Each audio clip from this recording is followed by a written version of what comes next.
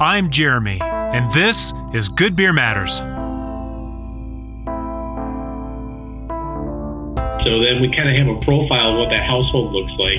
What other products do they buy? Take some of this basic POS data and start to evaluate, where do I want to go with my business? It's taking the data, kind of interpreting it, and seeing how we can work together to kind of make the beer industry bigger and better every year. If you're like me, you're not a data collector by nature, but when we back our experience with knowledge and precise information, we can make well-educated decisions for our beer business. My next guest is an expert who helps us learn to interpret and utilize this data to help us plan our next step. I've studied, traveled, and tasted my way through some of the best beer the world has to offer. Over the past few years, I've also spoken to beer industry leaders from around the globe, and one thing is certain: the art, the science, and the culture of beer has more of a profound effect on us than we realize. There's a story of craft and culture found in every glass, and I intend to get to the bottom of it. These are the stories of us, of great food and the beer that brings it all together. I hope you enjoyed episode 69 of Good Beer Matters with Ryan Toenies of IRI.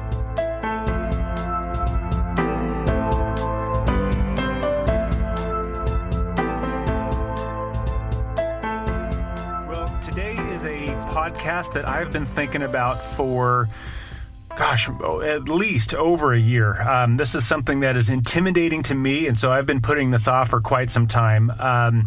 But it is a reality of the business, and it is something that everyone needs to get comfortable with. And no, I'm not talking about yeast propagation in your brewery. I'm talking about data collection and using data in order to steer your business. So today I've got Ryan from IRI talking to us. Ryan, welcome to the podcast. Thank you so much for being here.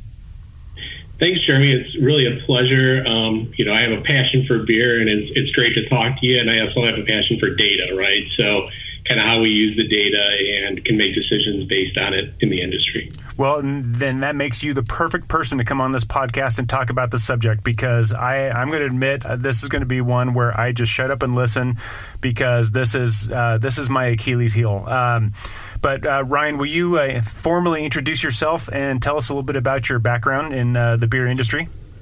Sure. I've been in the market research industry for over 20 years now. And more recently, really, I've been working at IRI for the past 12 years, supporting larger beer clients for IRI, 2 larger beer clients over that time period, from a client insights role perspective of basically analyzing data and helping them make decisions and make recommendations based on the data that we're seeing that we collect.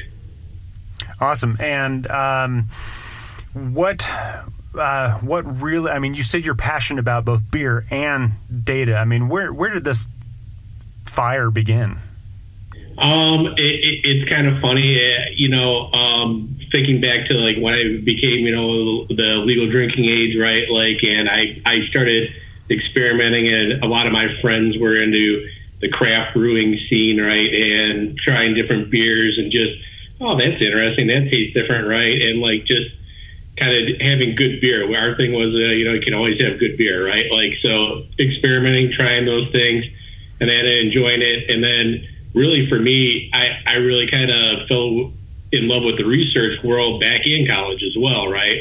Had some classes in that I took for market research for marketing, right? As my major, and just really decided that it was an interesting thing that kind of fascinated me, learning about the consumer and kind of how you can pull all this together to, get your product out and do those things. Interesting. And so tell us about the company you work for. This is a name we've all kind of heard, but it's kind of, as far as I'm concerned, kind of shrouded behind a little bit of mystery. Sure. IRI. So, thinking about IRI, it's really kind of big data and beyond, I'll say, right, to kind of start off. We're best known for our POS business, right, our point of sale, our scanner data, right? So everybody's probably familiar with that and knows that that's, one of our key offerings, right? but it goes much beyond that now, kind of the data platforms and technology that we have available. Thinking about our POS service, right? It basically has coverage for, over 260,000 off-premise accounts, right? Like where it's giving a read on that to kind of show, okay, what does the business look like? What is the category doing? How's it performing, right? So like we can look to say, okay, we all know, right, man, hard seltzers is flying off the shelves, but okay, what is the rate that hard seltzers is growing at? How big is that business? How big do we think it could be, right? So you start thinking about that. And, we've got a number of different channels represented, right? So we're going to have grocery, drug, mass, dollar, club channels are included in our multi-outlet plus convenience or our MULO C geography is what we call it, right? And we can get that down at like market levels. So like, okay, let's say that you're a smaller craft brewer, right? And you operate maybe in a state or two and things like that. We could get you data for those states to see how you look in your market, right? Specifically, or if you're only in, a couple of cities or something like that, you could do that and see what that looks like. Along with that POS data, we also do causal collection. So let me back up real quick. So IRI is collecting all this data on beer, but I mean, from the company itself, is it a global company? Global and, CPG. So you think about our data, right? Like a lot of times Wall Street, right, is using this to evaluate different businesses across the CPG industry, right? So we're not only collecting your categories, we're collecting, gum and carbonated beverage and everything like that. And then we can look at things too to see, okay, how is beverage alcohol performing relative to some of the other areas or aisles in the store, right? So we can look at the alcohol aisle, look at beer, wine, and spirits, and then we can see, okay, how's the beer industry doing to that? And then, you start thinking about space that's available in these stores and then the accounts, right? And like, so there could be shifting, more space allocated based on how things are doing. You could get more displays, right? So that causal information, we collect display information out of stores with our retailer partners every week, right? So we know what items are on display in the stores. And then we can also start to measure to say, okay, when those items are on display or being promoted, how effective, what kind of lift do they get? What kind of increase in sales do certain brands project out, right? So you can actually look at the correlation between IPAs and spearmint gum, right? Yeah, we can also look at that, right? Because besides our POS data, we have some other data sources, Jeremy, and some of those are our National Consumer Panel, right? So it's a household panel where we have 60,000 households that have reported, what their household looks like. And so it's like, okay, I have 2 kids and, here's my approximate household income. And, these are things that I'm interested in, right? So then we kind of have a profile of what that household looks like. And then we could say, okay, within there, what does that household buy? So they buy my product, right? What other products do they buy, right? So I could have a cross-promotional activity with maybe a peanut manufacturer or whatever, right? Like we could figure out what that looks like to kind of make recommendations that way, right? So it's definitely a dynamic there. We also have a shopper loyalty service that takes loyalty card data where we get kind of the same demographic information, but it gives us more buyers, and that helps us in the beer industry because, with penetration of beer drinkers and stuff like that, sometimes we don't have enough with the panel where that shopper loyalty has 65 million households in it, right? So we jump up from 66,000 households to 65 million households. So we can get a lot more turns, a lot more transactions, and then we can see across categories and stuff how people buy and purchase things that look like, and we can target households. So this sounds awfully a lot like the movie The Matrix, which kind of dates me, but hopefully you're right there with me, where you're looking at a screen and all you see is just these complex array of zeros and ones. But when you look at it close enough, you can start to see that, okay, this bald guy with a beard is actually going in buying spearmint gum, bananas, some pale ale, and and a gigantic bag full of potato chips and a pint of ice cream, and you're able to kind of look into our lives just based upon these zeros and ones effectively. Correct. And then when we're able to do that is, the thing that makes that even more powerful is we've got other tools where we could target consumers, right? So we take census information and we take some Experian information, and we combine all that with these other data sources. So we know what certain households buy, maybe from like our household panel, right? And then we say, okay, what are other households that look like that household, and where are they at out in the country, right? So then you could say, okay, from there, these are other households that look like households that buy your product, and here's where they are located. Here's where they're most likely to shop, right? So like then you could even say, okay, well then these are accounts that I should target, right, to kind of go into and look at. So yeah, it's definitely kind of peeling back the layers.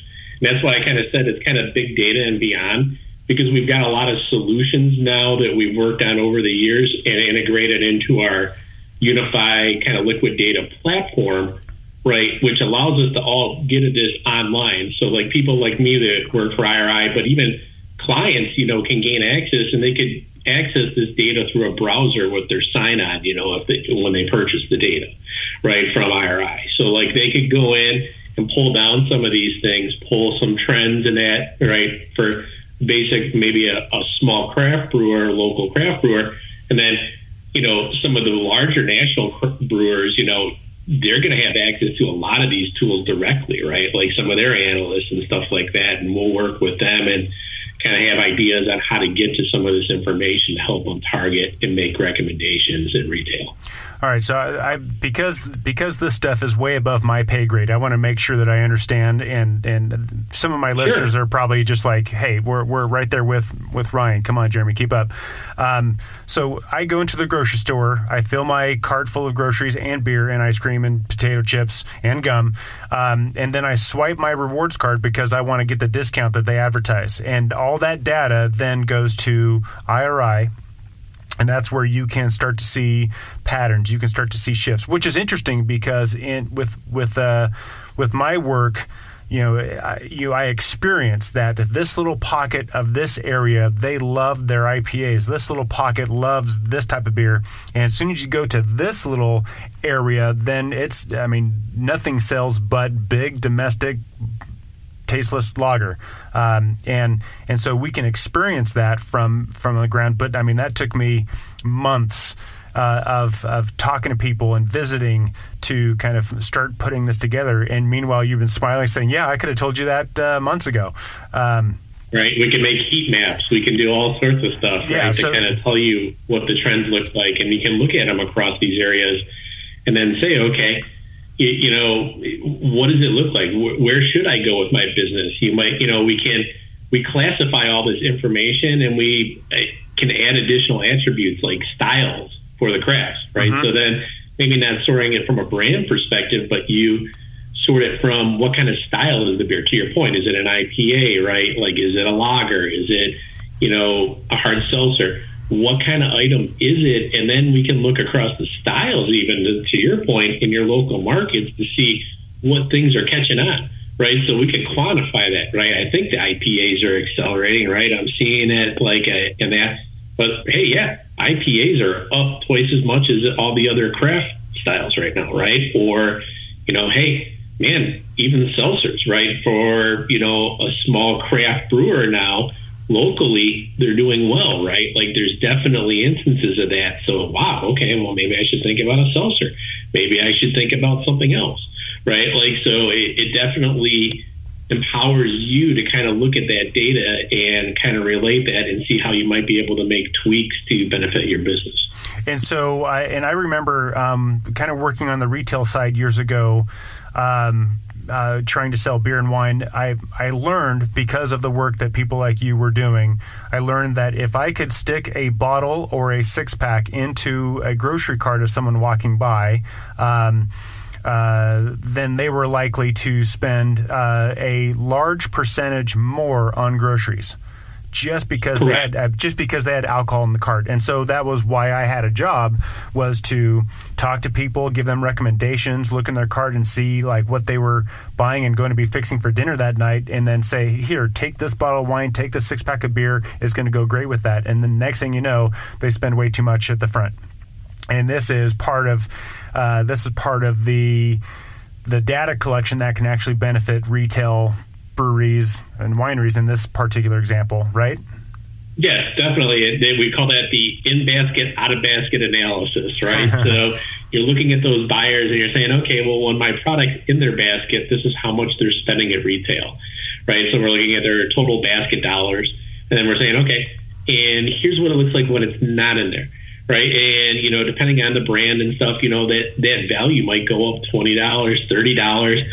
And some of that too is that they might be buying even other bev alcohol stuff, right? Maybe they're having a party, but stuff like that.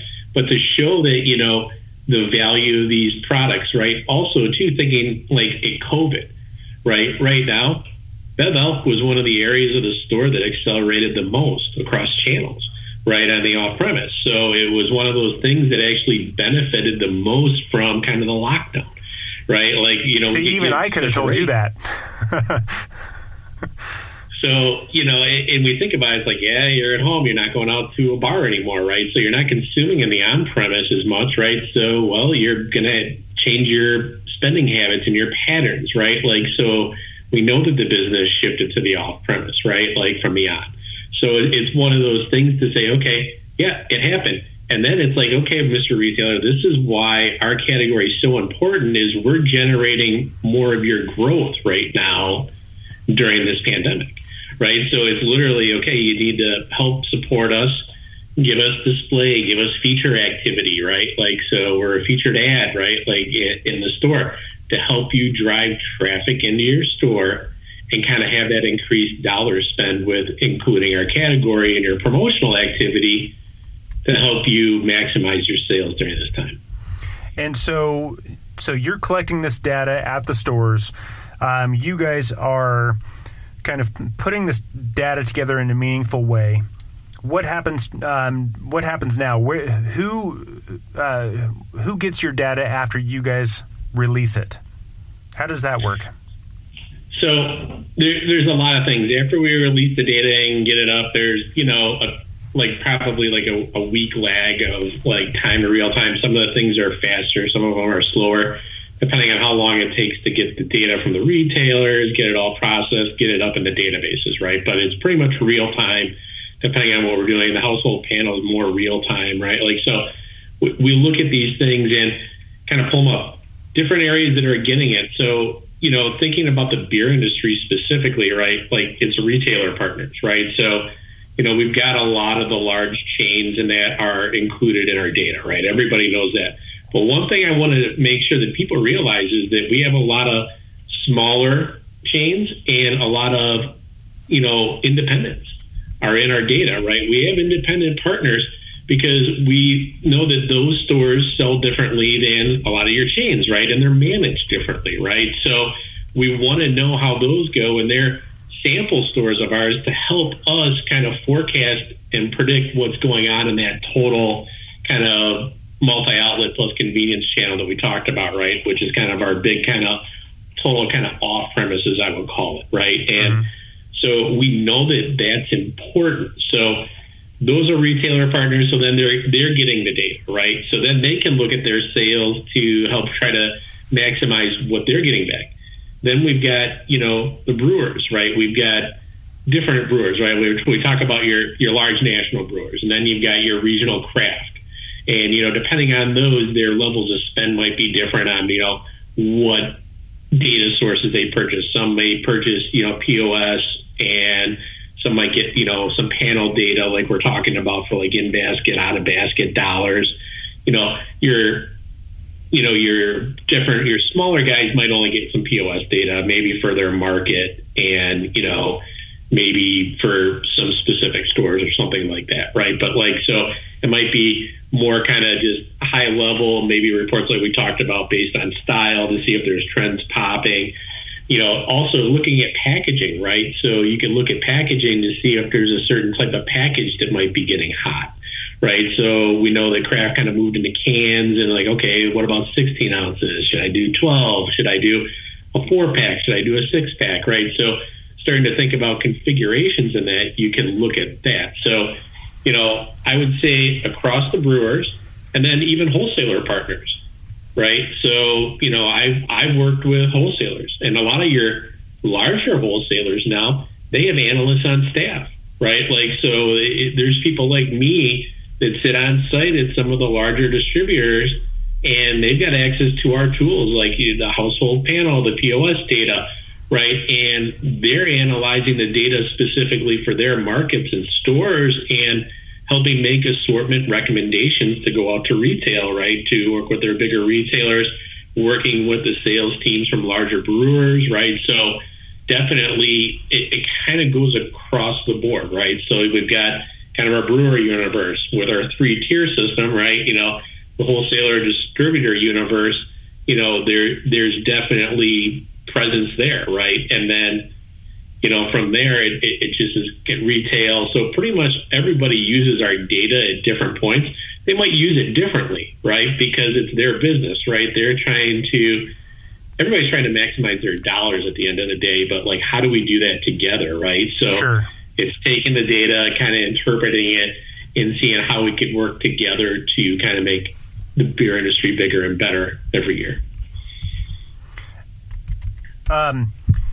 There's a couple different questions that we could take off from here, but the first one is, so it sounds like you basically, as far as obtaining different levels of data, you have different pricing packages because the large national macro brewer or global macro brewer is going to be able to pay for and require this set of data. Meanwhile, the regional craft or even the local craft brewer who's trying to level up, they may only be able to afford so much, and maybe only some of it is important to them. Can you talk about how some of these smaller breweries, distributors, how they can get access to data, different packages, how that would work? Sure. So, what we could do there is really, you can reach out to kind of the IRI website, right? Like, so you could look and see what kind of services we offer.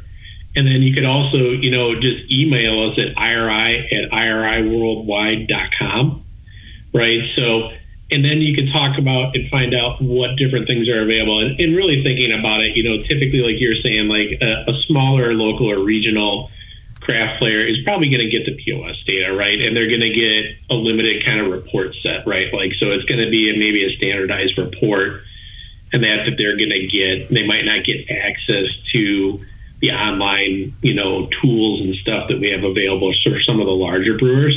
And it can make it definitely cost effective for them to do it, right? Maybe they get it a quarterly or something like that, right? They don't need it every day. Your larger national brewers, they're getting data updates weekly, daily, depending on the data source, right? And and they're getting all these tools.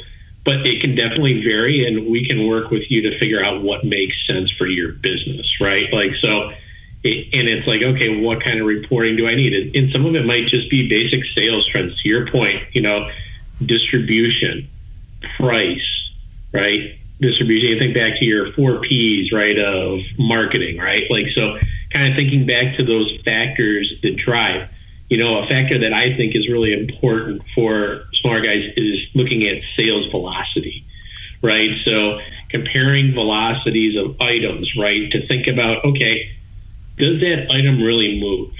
Am I set on some flavor that maybe I shouldn't be offering anymore, right? Like, so can I take a step back and look at the data and say, well, that really just doesn't move when it's in the stores, right? I don't sell many 6-packs of that at an account, right? When I look across all the accounts in that, it's really just not moving. And I came out with this new flavor, right, that is doing really well, this new IPA or something like that, right? Like, and it just seems to be resonating, and maybe I should be thinking about that being more of my flagship than what I originally came out with, right? And we all get that. We get the tie to something like that. But that's an example of kind of how to bring that data and how it might be relevant, right? And then, reach out to either our website or, email us, and we can work with you to figure out what might be good for your business. And I'm glad you brought that up because, kind of like, I'm going to go back to my analogy I made earlier about looking at, the screen like the Matrix. This is complex. It does not paint a black and white simple picture. This is very intense, and it takes time to look at it long enough before you start seeing the patterns. And for someone who doesn't have that experience or knowledge, or a smaller brewery just isn't there yet, or a smaller distributor that isn't there yet, smaller retailer, interpreting the data is the next level of all this stuff. Okay, now we have the data. We partnered with someone, with a distributor. Now we have access to the data that's important to us. And we'll talk about the specific data points to look at in just a minute. But just interpreting the stuff. There's different ways that we could look at it as far as sales. One example we brought up before we started recording was I've got a brewery. I've got this particular beer that I love, but the sales velocity has just died off. Should we get rid of this brand? I love this brand. And so now I have to kill my darling, and I don't want to do it. But we can use the data to help make some of these decisions. Help me understand a little bit more about how we can interpret this data to make decisions like brand, sales, marketing, all that stuff. Sure. So kind of like I was saying, you think back to your kind of like 4 Ps, right? From marketing principles, right? So key metrics to kind of look at, like with our POS data, are going to be your distribution, your price, promotional activity, all these different things. Thinking to your question, really that I think that's a kind of a velocity based question along with distribution, right? Like thinking about, okay, how heavily do I have that product distributed, right? I know my sales are a little lower than a lot of my other offerings now for that product. And then thinking about how much does it sell per account and how does that compare to other offerings that I have in my portfolio, right? To kind of think about, okay, does it make sense to have that? And this is a lot of the kind of evaluations that are happening for product sets at retail as well, right? So then we're looking at the turn of items that we have in the store, right, versus the turn of items that may be available in the market to help kind of determine what that might look like as well, right? So like this same evaluation is happening at retail, and it could be, why your product has slowed, right? It used to be your flagship or your big brand, and you're tied to it, right? But the retailers are already noticing, maybe with a wholesaler or a larger, national brewer that might be helping them with their set, right? To say, that really is not moving anymore, right? Like, and we've got other items that are moving faster in the market that you can put in, and we can increase your sales in your store, right? And so that conversation's happening there. So you need to think about, are you willing to look at that same kind of data point and think about it from that retailer's perspective and realize that, that item might be going away, right? It might not be relevant in market anymore. And you can tell that from kind of looking at your, cases or dollars per store selling, right? Like kind of thing, or your dollars per ACV I like to use, or dollars per million ACV, right? They can help you forecast to say, okay, then, these other products that might not even be in my market are doing really well somewhere else, if like you got a hold of some of that data and said, okay, what happens if I offered something like that, right? Like maybe this is what the velocity might look like, and that's quite a bit higher than the one that I'm thinking about removing, right? Like, so you could start to look and say, okay, what items do I want to think about having in here? And, should I really evaluate? Because that evaluation is happening at retail. So then if you can't have it distributed, then what's the point of making it, right? Like you might be able to sell it in a tap room or something, but, it starts to be a diminishing return for you too, right? So all this evaluation is going on all throughout the different layers of our system and in our beer industry, right? So you need to be able to evaluate it yourself and think about your business, constructively, and just kind of think about what makes sense for me to continue to keep moving with the industry. And I think if I were to concoct a ridiculous scenario of, let's say I want to start a brewery that specializes in sessionable barley wines, which, that's just ridiculous, right? And my goal is to go from regional to national brand within 2 years and try and get a buyout. And I think it's going to be great. I've had my mom and my buddies over there like, yeah, that's going to be great. You're going to do great. It'll be people like you that say, well, here's the reality. People, don't drink sessionable barley wines during happy hour or during football games, and all these entities are not looking for something like this. So you might want to rethink your plan and your offerings. Correct. Right. And again, just a ridiculous example, but if we actually take that and extrapolate that to the breweries who, maybe in your area, a good example, I lived almost 20 years in the Pacific Northwest, and when I started falling head over heels in love with beer, ambers, reds, browns proliferated, and those were the beers that everyone drank, right behind pale ales. Then IPAs came along, and IPAs were the beer to drink. Then hazies came along, and now, at least in that region, it is difficult to find a red. It's difficult to find an amber. And that's all because, things changed, and your data is what's showing these retailers and these breweries, stop brewing that, stop selling that. That's going to sit on the shelf, go bad, and cause lots of problems. This is what people actually want. Yeah, and that continues to evolve over time, right? Like we've seen, like we say hard seltzers. I keep saying hard seltzers, and we don't talk about it because it has been, crazy impact on our industry, right? Like, and thinking about, the trends that it's produced, and what does that mean, and how big will it continue to go, right? We'll start to see that taper their sales trends and stuff, right? But thinking about what is the next big thing, what are the things that the consumers are moving away from, right? So looking at our data, kind of looking through styles, profiles, packaging, right? You could take some of this basic POS data that you could get, as a smaller guy, and start to understand what's at least going on in your market, and start to evaluate to try to figure out, okay, where do I want to go with my business, right? Like, what kind of decisions do I want to make? Do I need to start thinking about coming out with some other different type of item? Do I need to drop an item? Is there an item that I have that has more potential that I should just be pushing distribution on, right? Like, so those are the things where you can look at the data to try to help you start to get to that. You might have an item that's a really high velocity item compared to anything else that's in your market, right? And maybe it's something that you don't have that much distribution on, and maybe that's a huge opportunity for you, right? So thinking about those things and thinking about how to look at the levers and think about how you want to manage your portfolio, right, really kind of can help you to make your business better with the data, right, with, limited costs of not having to look at, a panel or all these other offerings that we have, right? But you might be able to make some basic decisions down at a lower market level. Yeah, and so basically, don't be afraid of the data. Don't be afraid of the complexity.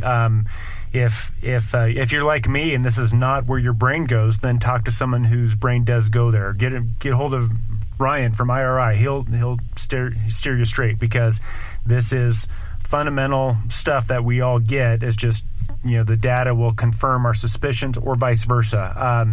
But this will really help us be on point with what it is we're trying to accomplish. Fair, yeah. Right? Correct? So to that point, what we kind of talked about this again beforehand, but the data points that are especially important to talk about. I mean, the complexity is just kind of mind-numbing, but there's certain things that we really ought to pay attention to, no matter where you are in the business and what your role is. These are some fundamental things that everyone should be aware of, if nothing else. And actually, I'll pass this baton to you. What are the things that are the most important? Sure. So, sales trends, right? Like looking at sales trends helps, right? To interpret what things are doing well, what things are doing poor. How do they compare across the market? You might even look at sales share, right? So let's say will you define these terms so that we're clear on what these are? Sure. So a sales trend is my percent change versus year ago, right? So what am I growing, right? Am I shrinking, right? Are my sales up or am I down? What percentage is that up or down for me? What percentage are my competitors up or down, right? So right now, everybody's growing, let's say in the off-premise, the IRI track world right now because of COVID, the pandemic, right? We were talked about before a little bit of the shift from on to off-premise right now, just because of the consumer can't consume in on-premise or restrictions and stuff, right? So, well, everybody's up, right? But am I up as much as everybody else is around me, right? Like those are questions you should be asking yourself, right? Because it's like, okay, yeah, my sales are up, but wait, I'm not up as much as everybody else. I had a bigger slice of pie, but is it as big as their slice of pie? Correct. Am I continuing to grow my pie? Am I gaining piece of the pie, right? Like, so the other thing is sometimes you could be in a market depending on what's going on and sales are down. Hey, but guess what? My sales aren't down as much as everybody else, right? So it must be tough times or something's going on in my market that's kind of changed the dynamic. But kind of knowing that, might be able to help you to say, well, I guess I'm not doing that bad right now, right? Like everybody's kind of down. This is interesting, right? Like, so, we might see that next year as things begin to open up, at least in our track stuff, right? So we might see trends go down from where we had our loads and all that and stock ups early on, this year in March and April, right? Like, so, that might happen as we cycle those numbers. Then you want to think about another area to look at is distribution, right? Like, so how heavily are items distributed, right? So if you do a sales ranking and you're like, okay, well, my IPA is the number 3 in my market, right? And there's 2 others that are above me. Okay, well, then you start thinking about, okay, does my IPA turn as fast as those other guys, right? So my sales velocity, right? So, oh, wait, they're a lot more distributed than I am in the market. Right. So that's why they have more sales. And my sales rate's actually higher than theirs. Right. So I'm turning more sales per account than they are in the market. Right. And I should be talking to retailers about that. Right. Also, another one to always look about, you think back to your 4 Ps is price. Am I competitively priced then with those brands that I'm competing with? Right. So maybe my product's a little more, or maybe my product's less. Maybe that could be a reason why they might be selling more than you, right? Like if there's somebody in front of you, right? So thinking about those different kind of factors, so it's your sales and your trend, your kind of share, right? So how am I doing relative to everybody else from a performance standpoint? Are there areas that are growing? Do I have distribution opportunities? Do I have velocity opportunities, right? Like I feel like I have a good product, but maybe people just don't know about it yet, and there's not an excitement about it yet in market, right? That could be another thing. Can I build my velocity, right? Like maybe I should think about doing some promotional activity to get people trying the product, to start building that, so then I get momentum with my brand or my flavor that I'm thinking about trying to build. So those are things that you can look at in the data, right? So your distribution, your velocity, your price, your sales trends, to help kind of guide as you're looking through the data. Those are some of the basic principles that you can get from the data to start to try to help you make decisions. Perfect. And especially, I love that you added that it's all in relation to your goals and what is happening with everyone. I think the past 8 months would be horrible to tell all of your sales reps that, hey, our keg sales are way down. What's going on with you guys? You need to get this horse back on track, and that's not going to happen. But understanding that you're doing well considering everything is going on. That's important to understand what's going on there.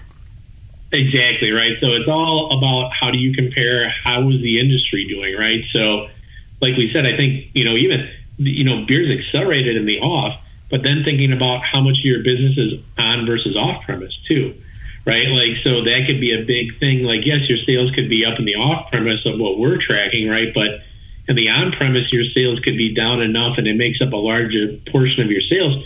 You might be down year to date, right? But it's not that you're not doing well. It's kind of because of the changing dynamic of the marketplace for the time being, right? And so that's another thing. We're starting to offer an on-premise solution as well at IRI.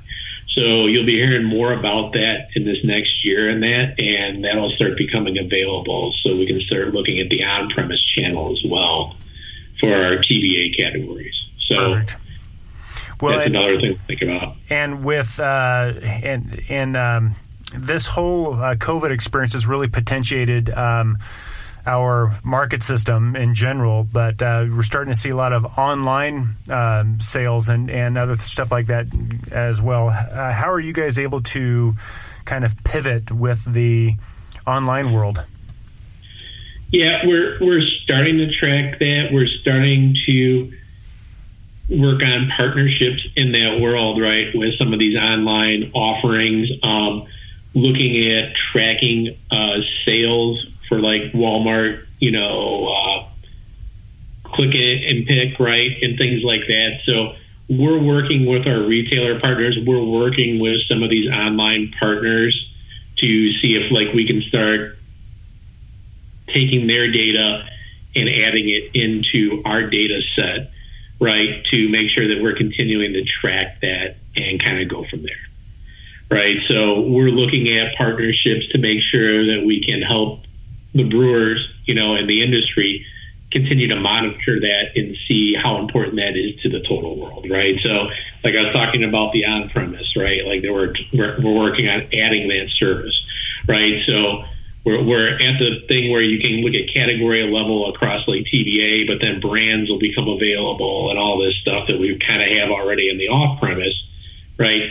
And then to your point, Jeremy, thinking about the online business and, looking at that, and we're working with the different partners right now, other e-commerce ones have been like Peapod, we've got a partnership with and all that, right? So we're definitely looking at those areas and thinking about, obviously with this going on, it accelerated the trends in crazy fashion, right? And we've got some of that data, right? Like we know, and we're working with them to try to make that available to everybody as well. Just the other day, due to COVID and due to time, my wife was able to call this grocery store and order everything, and then she just went and picked it up. But she didn't, to my knowledge, didn't swipe her card, didn't use the rewards, and maybe she did. Maybe I'm wrong, but I thought about that scenario where someone is buying the stuff remotely and how that's going to affect the data collection and then the data use in the end game of it all.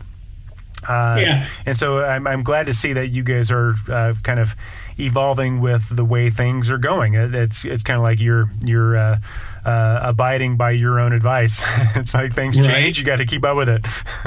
You got to pivot, right? You got to do it right.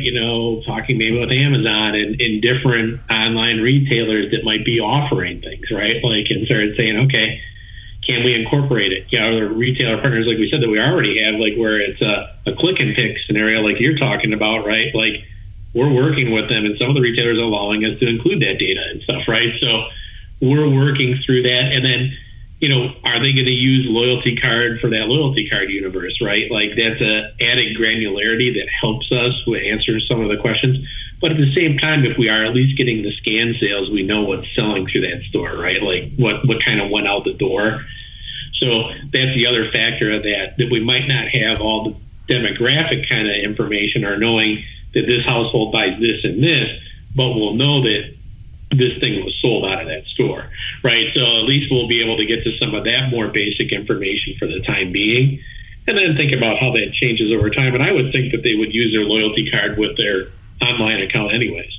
And maybe that's already tied up and married up, right? Like you're just on there and you've signed up to your profile that you've set up, and it might be already connected to that. Well, I do want my discounts. right, to get your discount, right? Because everyone wants to get their discount. I mean, who doesn't, right? Like, and then you get the special coupons for the stuff that you buy, right? Like, so, that's not a miracle that happened. People know, and we're minding and looking at that data, right, to try to get to, hey, these people should get coupons from you, right? Like, so, that's how that all works, and and it's going on every day behind the scenes, and we've got AI and artificial intelligence going on, right? Like, to help kind of do that and look at that and help us figure out these things. So before we start winding down, Ryan, I want to ask you one more question about all this stuff. And if you are able to look at your data-filled crystal ball into 2021, do you have any predictions that you're starting to see? Well, it's definitely a trying time right now with what we've got going on, right? Like, so crystal ball-wise, we've had some of because we've talked about a little bit about our data services.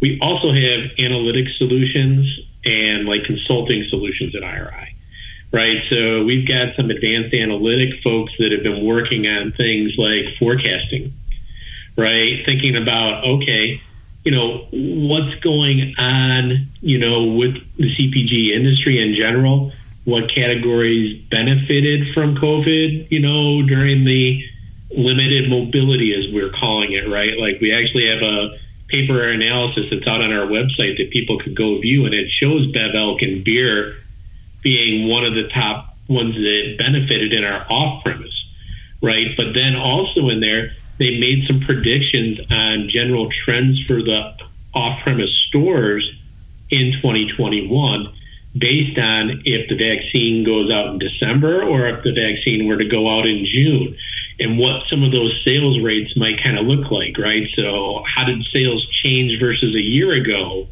right? So are we going to be up or are we going to be down? We're probably going to be down, but then there's leveling, varying extents to that, right? So, okay, if we're still more kind of on a low mobility and lockdown because not everybody's going to get the vaccine until the summer, well, that number might look a little bit different.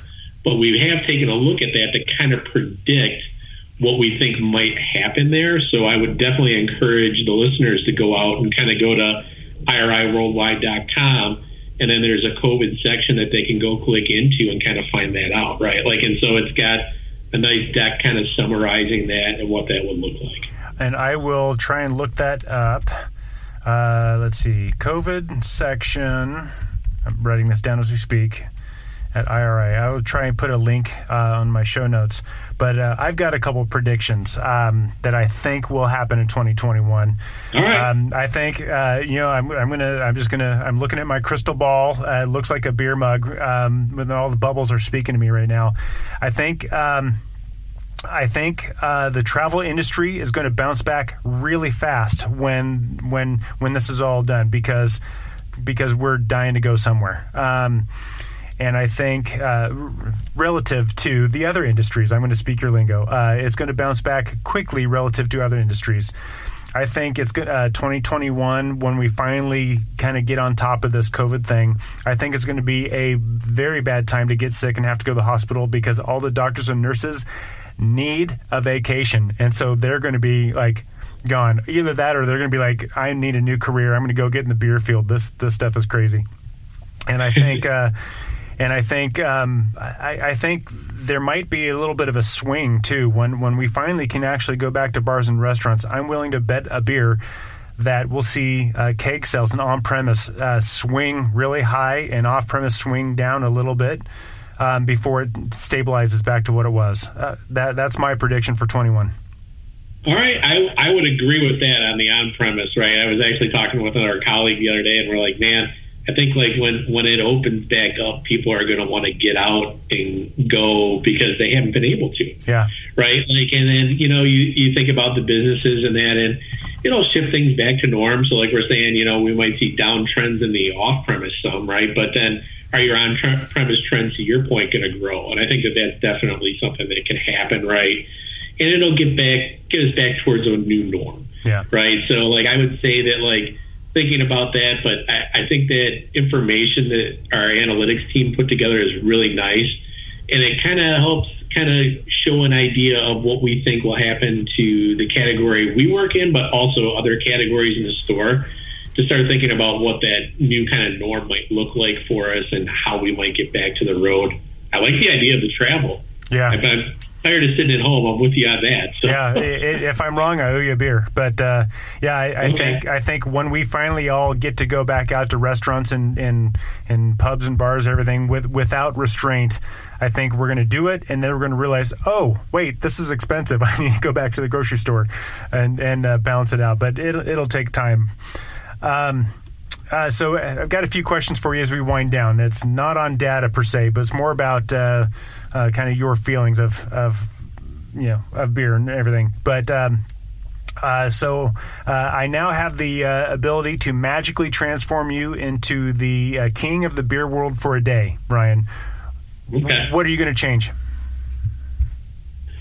Boy, that's a almost a stumping question, but I'll say I'd love for us to look at data more, right? Being that data nerd kind of guy that I am, like looking at data a little bit more to help us make some of these decisions, and if people could be a little more subjective, right? Like, and not be as personal. I know that's hard to do when you're trying to manage your business and stuff like that, but start thinking about it and how we could all kind of work together, right? Like, I feel like it's a great industry.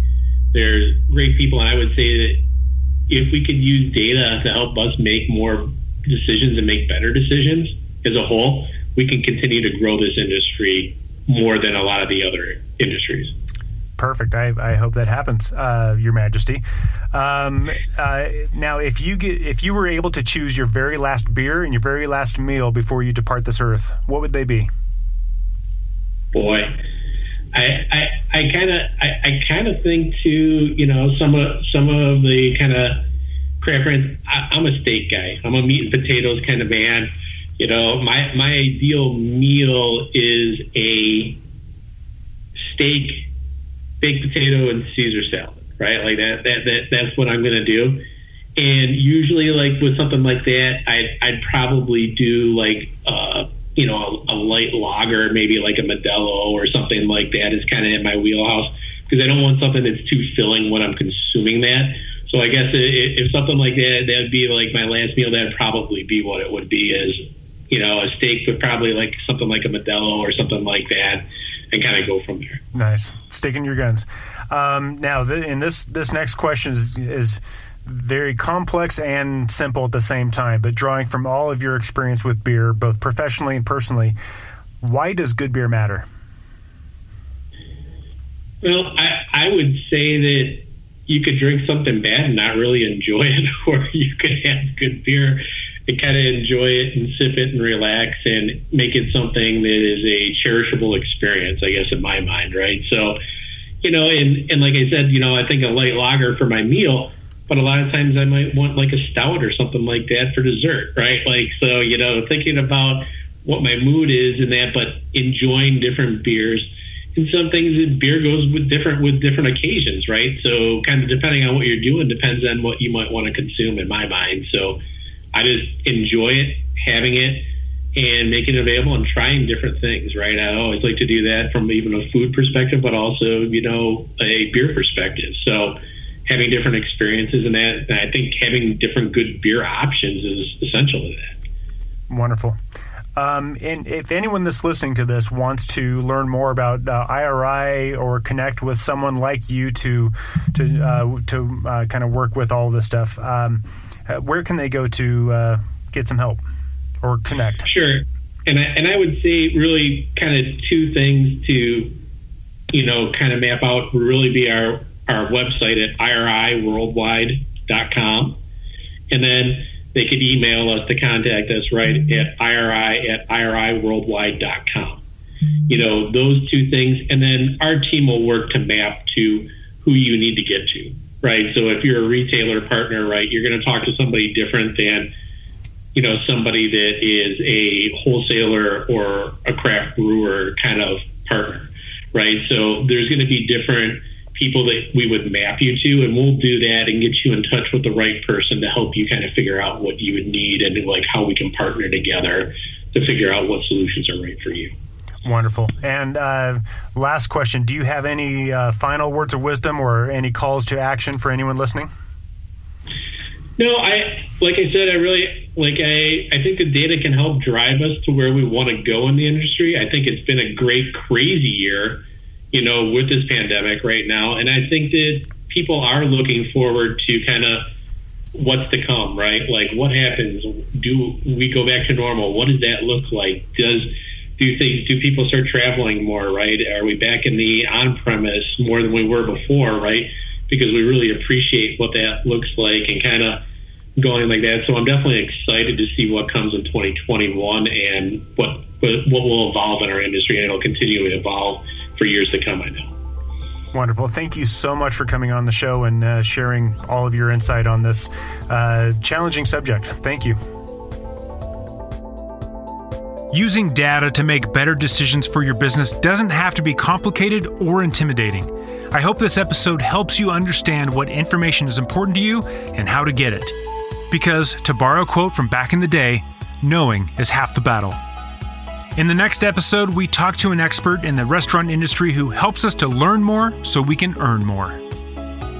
Good Beer Matters is a show about great beer, great friends, and the experiences we create together.